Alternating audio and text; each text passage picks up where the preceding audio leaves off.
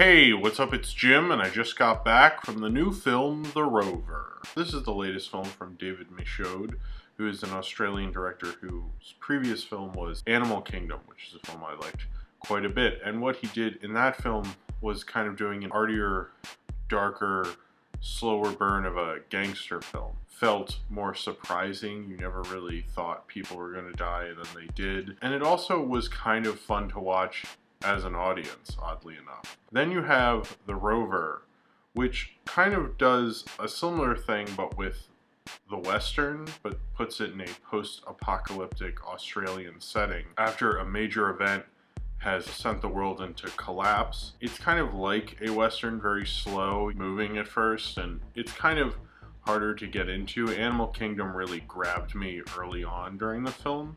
And The Rover seems to take its time and not be as concerned with the audience as his previous film was.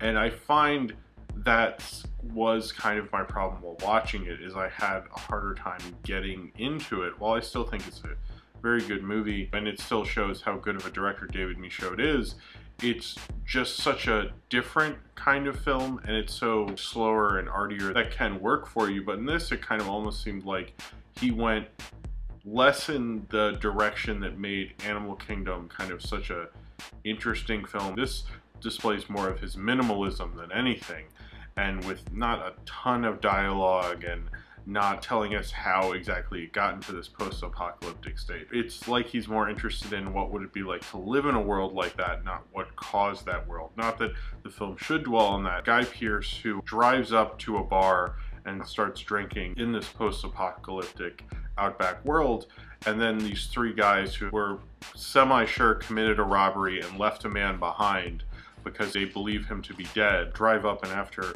wrecking the car they were in, decide to steal Guy Pearce's car and drive away with it. Guy Pearce tries to go after them. He goes on a search to find this car and eventually finds the brother of the guy who they left behind, played by Robert Pattinson, and he leads them to try to find and track down his car and eventually get revenge. Watching someone like Guy Pearce, who he's done tough guy roles, but I don't think as effectively. I really felt he's more of a loose cannon. You get the sense of this journey that this car means something to him, or maybe so you think, and that in this world where everything's falling apart, just having something to believe in where everything else you can't believe in and something that matters to you is more important than even human life itself. And you kind of see the degradation of what's been going on through how people are living. You see a dog kennel who she keeps the dogs locked up because people will eat them for food. You see a opium den where who they call grandma is trying to sell a young boy.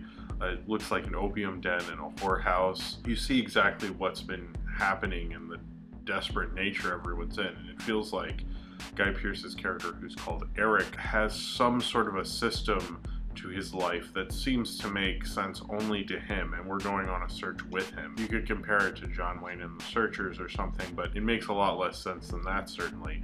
And David Michaud is really mining a Western idea, because that idea of watching a Western film where a man is on a search to find something. Guy Pearce is probably better than I've ever seen him do kind of a tough guy, man with a gun role, and it's probably one of the best roles I've ever seen him in, but I think also because you really get the sense that, like, maybe he will just shoot this person, like this matters to him more than anything. And he really encapsulates what is going on in that world, that you kind of don't need the explanation to what happened, because his face and his actions almost provide it. Robert Pattinson also, I thought, was very good. A lot of times when an actor does a role and it's not a role that you thought they could normally do, you see them have a range you never thought they had. It's people always like go, oh, they're such a great actor. And it's kind of more to it than that. It's such a much more physical role. It feels more simple. He understands how to live in this world a little too well. He probably doesn't remember the world before this, whatever this event was. I don't think he's mentally disabled or anything. I think he just hasn't had the education and the schooling that we would normally have now because of this economic collapse. He's paranoid, he's fidgety. He's really not the kind of heartthrob role you'd expect from Robert Pattinson, and it's the first time I've really looked at him as a real actor. The character's important because he's almost like his sidekick, and he's like his prisoner, and he's not important to him, but is important to the Guy Pearce character. And there's a scene where he's listening to Carrie Hilson's song, Pretty Girl Rock, in the car, and it's like he kind of is nostalgic for that kind of period of time when we'd have pop music like that, like he hadn't in so long heard something like that. Like a dumb pop song really exemplifies that, like, that Robert Pattinson could nail a role like that, but also be as silent as Guy Pearce is in this film. And I like that David Michaud does this kind of minimalism, and that he do kind of more of an artier kind of, I guess, slightly going in the acid western kind of vein. It is a lot stranger than Animal Kingdom. After the film was over, I definitely liked the movie and everything, but I don't think it is as interested in grabbing an audience the way Animal Kingdom is, and doesn't surprise me as much as Animal Kingdom. It was certainly wasn't its intent to do the same things as Animal Kingdom, and it's a different movie. And I kind of like the story, and it's kind of westerny influence kind of film. It kind of almost reminds me of what Nicholas Winding Refn did with Only God Forgives, where I could go in this route and be more of a bigger director and keep going, and David Michaud certainly had that buzz going with him. It's almost, he doesn't go as far left as Winding Refn did with Only God Forgives, but he certainly isn't going in a direction where they're going to give him a big action movie next. I think David Michaud's a strong enough director that it worked this time, but I'm also wondering, like, well, how long can he do this where he's not going too far? This certainly didn't grab me the way Animal Kingdom did. And after I saw Animal Kingdom, I was just like kind of shocked. And in this film, I still really liked it, and I was kind of surprised by some of the moves it made, but not as surprised. It felt like he was doing more of a genre western, just in a post-apocalyptic setting, than he was last time. He was really doing different things with the crime genre and the gangster genre than we had seen in a while, and more originality in that genre than I normally see. Not a lot of people can do kind of a western. It almost feels like a classic Hollywood plot, but done in a spaghetti western way, but in a Australian outback post-apocalyptic world.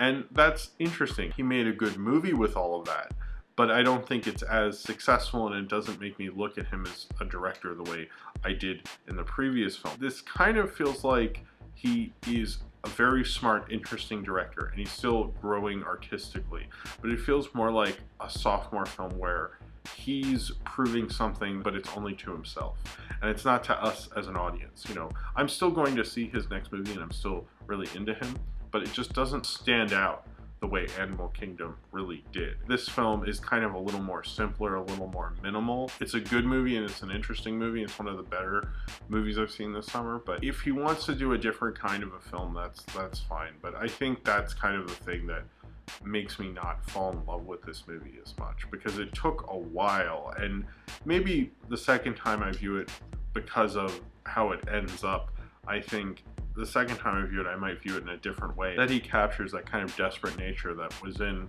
older westerns, and you could really use in a post-apocalyptic film. The actual filmmaking that's on display is very strong, and I think he made a better western than a lot of people make. I could talk about theory and all these things that have influenced this film and how he made it in an interesting way, but the bottom line is it was taking me almost too long to get into it, and I think that was something that kind of hurts this film ultimately, because you still leave it and think it's a good movie, but it just took far too long to get into.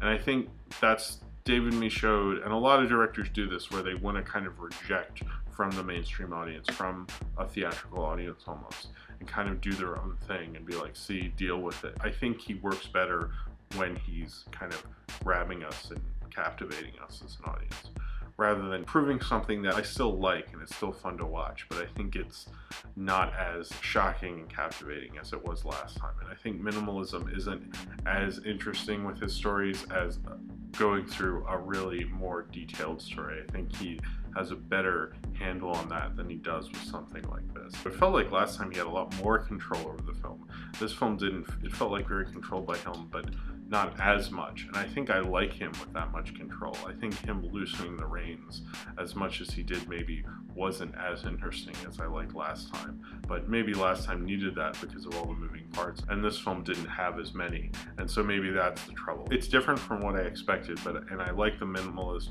Western post-apocalyptic world. You can like the artistic way a director does something and this kind of weird post-apocalyptic world, but if it takes a while to get into, it's hard to really fall in love with the movie as much, and especially one that's kind of trying to do genres and Hollywood things that are usually things that you grab an audience, which left me feeling like I like this movie, but I feel like it was kind of missing the thing that would make it a kind of movie that I would really fall in love with. But I also feel like maybe I need to see it again. So if you have seen The Rover and you would like to talk about it, then comment below in the comments and subscribe if you would like to.